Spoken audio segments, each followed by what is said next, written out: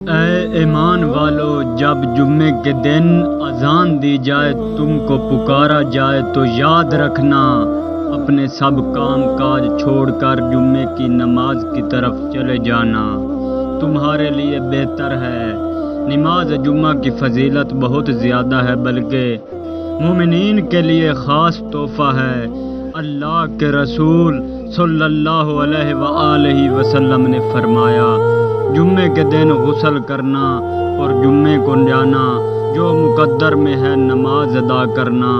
اللہ کے رسول صلی اللہ علیہ وآلہ وسلم نے فرمایا، جو انسان جمعے کے دن یا جمعے کی رات فوت ہو جاتا ہے تو اللہ اسے قبر کے عذاب سے بچا لیتا ہے۔ جمعے کا دن تمام دنوں کا سردار ہے اور اللہ کے نزدیک سب سے بڑا اور عظمت والا دن ہے۔